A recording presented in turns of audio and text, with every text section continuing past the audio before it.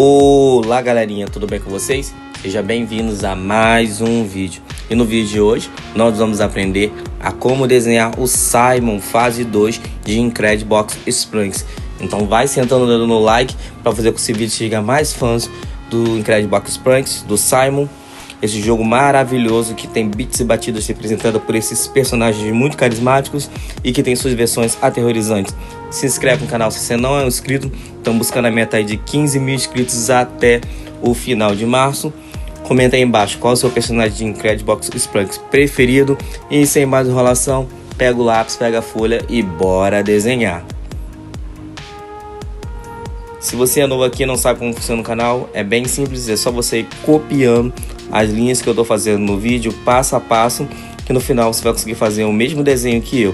E aí você deixa aquele dedão no like para agradecer pelo vídeo, compartilha com seus amigos para fazer com que esse vídeo chegue a mais pessoas que gostam de desenhar e que o YouTube entenda que esse canal é bom, que esse vídeo é bom, e assim eu posso trazer mais vídeos de qualidade para vocês.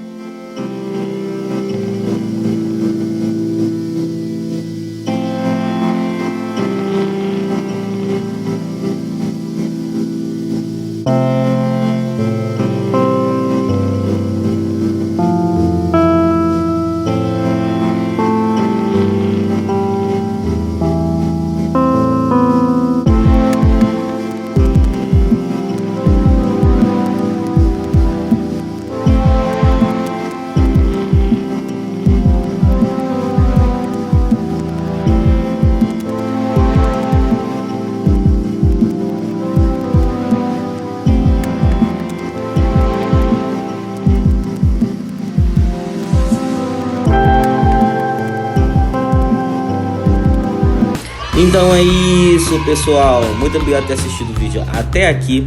Comenta aí embaixo o que você achou do vídeo. Assista os outros vídeos que estão aparecendo pra você aí no card. Valeu, tchau, fui.